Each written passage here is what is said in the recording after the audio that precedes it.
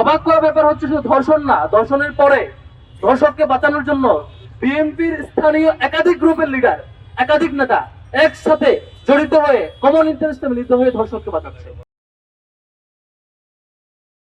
দুইজন শিক্ষার্থী, ঢাকা বিশ্ববিদ্যালয়ের শিক্ষার্থী, লজ্জা লাগে, তারা এখানকার নারীদেরকে হেনস্থা করেছে। পরে আমরা পরিচয় খুঁজলাম, তারা ছাত্রদলের রাজনীতির সাথে জড়িত, সুতরাং কোনো বিচার হবে না।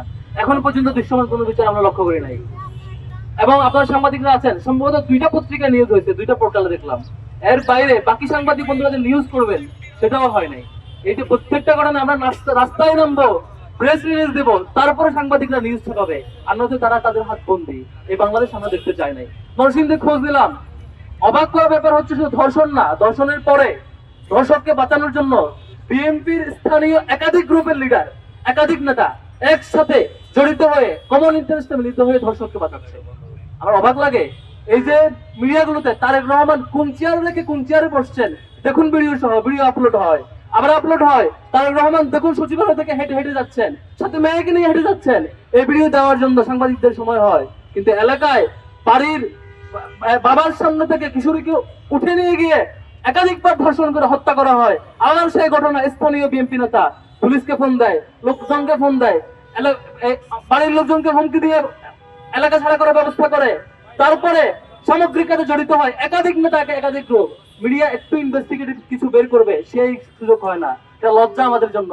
আমরা মিডিয়া ভাইদেরকে অনুরোধ করবো, জুলাইয়ের গণঅভ্যুত্থানের শহীদদের বিনিময়ে আমরা বাংলাদেশ পেয়েছি। আপনারা সেই গণঅভ্যুত্থানের সঙ্গে ছিলেন, আপনারা পাহারাদার ছিলেন।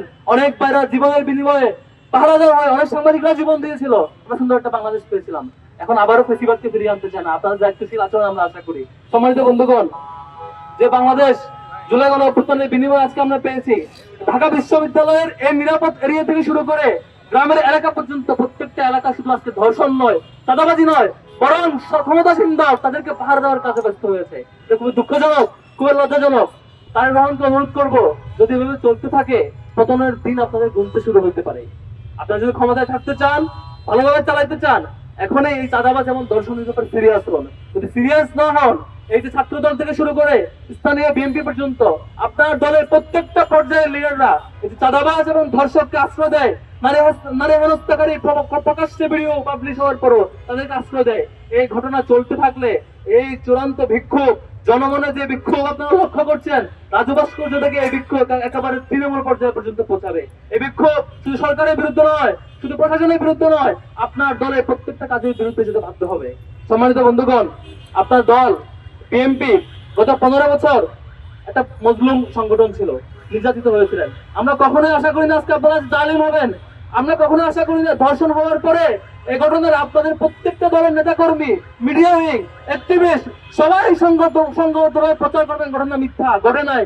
আপনারা জনগণকে কনফিউজ রাখবেন, পরে এক পর্যায়ে যখন ফাঁস হবে এই ঘটনা সত্য, তখন বলবেন আপনারা ধর্ষণের বিরুদ্ধে। তাহলে একদিন দুদিন কই ছিলেন, কেন এই ঘটনা মিথ্যা দাবি করেছেন? এভাবে চলতে থাকলে খুব দুঃখজনক অধ্যায় হবে। আমরা আর অপেক্ষা করতে চাই না। আমরা চাই আপনাদের দলের পক্ষ থেকে স্ট্যান্ড ক্লিয়ার করবেন। আপনাদের যেসব দলীয় নেতা কর্মীরা, নির্বাচিত প্রতিনিধিরা কিংবা দলের ক্যাডাররা দর্শনের পক্ষ থেকে তাদের বিরুদ্ধে যদি ব্যবস্থা না নেন, আমরা সংঘবদ্ধ হয়ে, আমরা প্রত্যেকটা ক্যাম্পাস মিলিত হয়ে বাংলাদেশের সকল ছাত্র জনতাকে ঐক্যবদ্ধ করে এই ধর্ষক চক্রের বিরুদ্ধে বড় আন্দোলন গড়ে তুলতে বাধ্য হবো। আমরা সেই পরিণতি যেতে চাই না, আমরা সুন্দর একটা বাংলাদেশ চাই। আশা করি আপনাদের বুঝ শক্তি ফিরে আসবে। আশা করি সে আওয়ামী লীগ যখন 9-10 সালে এই ধরনের ক্রাইম করছিল, তখন সে সময়ের আন্দোলনকারীদের সতর্ক করেছিল, তারা সতর্ক হয় নাই, তারা চূড়ান্ত পরিণতিতে গিয়েছে। আপনারা শিক্ষা নেবেন।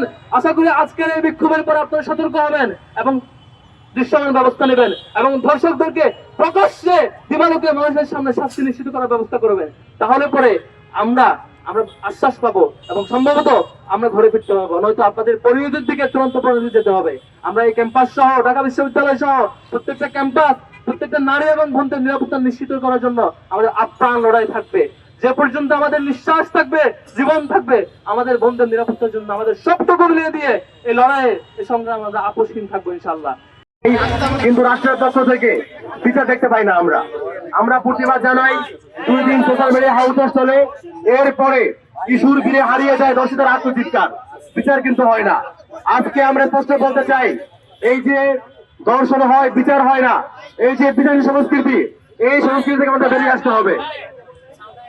দর্শককে প্রকাশ্যে এমন পরিস্থিতি দিতে হবে এমন দৃষ্টান্তমূলক শাস্তি দিতে হবে যাতে করে যারা পরবর্তী সম্ভাব্য দর্শক যাদের মনে এই ধরনের চিন্তা আসে তাদের যেন আত্মা কেঁপে ওঠে, তারা যেন কবরে আনতে না পারে এই ধরনের কোনো কাজ তারা সংগঠিত করবে। যে ব্যক্তি ধর্ষণ করে একটা নারীর জীবনকে জাহান্নাম বানিয়ে ফেলায়, তার বাঁচা থেকে অধিকার থাকে কি করে? তাকে আপনারা গুলি করে মেরে ফেলুন অথবা ফাঁসিয়ে ঝুলিয়ে মেরে ফেলুন, তবে অবশ্যই তদন্ত সাপেক্ষে বিচার সাপেক্ষে হতে হবে, বিচার প্রক্রিয়ার মধ্য দিয়ে হতে হবে, যাতে করে নতুন কোন নাটক মঞ্চস্থ না হয়। মাননীয় প্রধানমন্ত্রী তারেক রহমান, আপনাকে অনুরোধ করছি একটু তাকিয়ে দেখুন, পুরো দেশব্যাপী হত্যা, ধর্ষণ, চাঁদাবাজি দখলদারির এক মহোৎসব চলছে। আপনি ঢাকায় বসে বসে ফ্যামিলি কার্ড, কৃষক কার্ড, অনেক কার্ডের গল্প শোনাচ্ছেন। আপনার কাছে অনুরোধ করি এবারে একটু ভিক্টিমের যে বিচার পাওয়ার অধিকার সেই কার্ডের ব্যবস্থা আপনি করুন। আপনি তাকিয়ে দেখুন, নরসিংদীতে ধর্ষিতা মেয়েকে বাবার সামনে থেকে তুলে নিয়ে পুনরায় দর্শন করা হয়, হত্যা করা হয়। রাজধানীতে বাচ্চা মেয়েকে দর্শন করে হত্যা করা হয়। আপনি দেখেন গাইবান্ধাতে এক গৃহবধূকে দোষের চেষ্টা করা হয়েছে, সে থানায় গিয়েছে, কিন্তু আপনার প্রশাসন মামলা নেয় নাই। পরবর্তীতে সেই নারী বিষ পান করেছে। আপনি দেখুন পুরো দেশ জুড়ে কি চলছে, এগুলো অবশ্যই শক্ত হাতে নিয়ন্ত্রণ করুন। আপনাকে শক্ত হতে হবে, যে ক্রাইমের বিরুদ্ধে দৃঢ় দুর্নীতি খনন করতে হবে। অপরাধের বিষয়ে কোনো ছাড় নাই। আরেকটা বিষয় হচ্ছে, আমরা দেখতে পাই প্রত্যেকটা দর্শন কাণ্ডে, ম্যাক্সিমাম দর্শন কাণ্ডের পেছনে রাজনৈতিক ব্যাকআপ থাকে। আপনারা দেখেছেন নরসিংদী যে ঘটনা ঘটেছে, সেখানে যে ধর্ষক নুরা, তার কাছ থেকে টাকা খেয়ে স্থানীয় বিএনপি নেতা মেম্বার তিনি কিন্তু তার কাছ থেকে টাকা খেয়ে আপোষ করে দিয়েছে বিচার না করে, এবং ধর্ষিতার পরিবারকে এলাকা ছাড়ারও হুমকি দিয়েছে। এই ধরনের সমস্ত জায়গায় পলিটিক্যাল ব্যাকআপ থাকে, এগুলোকে শক্তভাবে নিয়ন্ত্রণ করতে হবে। রাজনৈতিক দলগুলোকে এগিয়ে আসতে হবে। যে বা যারা আমার দলের অন্যায় করবে তার সাথে আমার কোনো বিরোধী নাই। যে অন্যায় করবে তাকে যেমন দলে রাখা হবে না, একই সাথে তাকে আইনের তুলে দেওয়ার দায়িত্ব আমার দলের, এটা নিশ্চিত করতে হবে। যদি এটা নিশ্চিত করা যায় তাহলে আশা করি অদূর ভবিষ্যতে এই ধরনের ক্রাইমের সময় কমে আসবে। আমরা নারীর কোন নিরাপত্তা এখন পর্যন্ত দেখতে পাচ্ছি না, বরং আমরা দেখতে পাচ্ছি রাজনৈতিক ছত্রছায়ায় রাজনৈতিক প্রভাব ব্যবহার করে যারা ধর্ষক তাদের নিরাপদ করার মতো প্রশ্ন আমরা দেখতে পাচ্ছি। আমাদের কাছে তথ্য এসেছে, যারা ধর্ষণ করে তারা এমন কিছু পাওয়ারফুল মানুষের সাথে থাকে যার কারণে তারা যে বিচার প্রক্রিয়া সেই বিচার প্রক্রিয়ার বাইরে যেতে পারে। আমরা স্পষ্ট করে বলতে চাই, বাংলাদেশে আমরা একটি স্বপ্ন দেখেছিলাম জুলাইয়ের পরে আইনের শাসন প্রতিষ্ঠিত হবে, যেই ধরনেরই অন্যায় হোক সেটার বিচার করা হবে। কিন্তু দুঃখজনক ভাবে আমরা লক্ষ্য করি, সোশ্যাল মিডিয়ায় যদি হাইপ না ওঠে তাহলে আমরা কোনো ধর্ষণের ঘটনা জানতে পারি না। আমরা মিডিয়ার কাছে প্রশ্ন রাখতে চাই, কিসে আপনাদের মুখ আটকিয়ে রেখেছে? আপনারা কেন জাতিকে জানান না যে ঘটনাগুলো ঘটে? আমরা বলতে চাই এই প্রশাসনকে, আপনারা আমাদের মা এবং বোনদের নিরাপত্তা দিন। যদি আপনারা ব্যর্থ হন, আমরা দেখতে পাচ্ছি যে ঘটনাগুলো ঘটছে সেই ঘটনাগুলো আমরা জানতে পারছি না, আমাদেরকে জানতে হচ্ছে সোশ্যাল মিডিয়ার মধ্য দিয়ে। অথচ প্রশাসনের উচিত ছিল প্রত্যেকটি ঘটনা নিজ থেকে নিজের উদ্যোগে গিয়ে এটার বিচার করে এবং এটার একটা বিহিত ব্যবস্থা করা। কিন্তু দুঃখের সাথে আমরা লক্ষ্য করছি, তাদেরকে যখন চাপ দেওয়া হয়, যখন থানা ঘেরাও করা হয়, তখনই কেবলমাত্র তারা ধর্ষণের মামলা নিতে স্বীকৃত হয়। আমরা এখান থেকে বলতে চাই যে যদি বাংলাদেশে এই সংস্কৃতি আবার চালু করা হয়, যে প্রত্যেকটি ঘটনায় আমাদেরকে আর রাজপথে নেমে আসতে হবে, আমাদের মা বোনদের বিরুদ্ধে যে ধরনের নিরাপত্তাহীনতার ব্যবস্থা তৈরি করা হয়েছে, যে ধরনের কর্তৃত্ববাদী ব্যবস্থা তৈরি করা হয়েছে, এটা যদি চলতে থাকে তাহলে আমরা ঘোষণা করতে চাই প্রত্যেকটি ঘটনায় আমরা নেমে আসব, প্রত্যেকটি ঘটনায় আমরা প্রতিবাদ করব, এবং প্রতিবাদ করার মধ্য দিয়ে আমরা এবং মা এবং বোনদের উপরে যে অত্যাচার হয়, যে ধর্ষণের মতো ঘটনা ঘটে, সেগুলোর বিচার আমরা নিশ্চিত করবো ইনশাআল্লাহ। changeTV.press, এক ফোঁটা হলুদ নেই।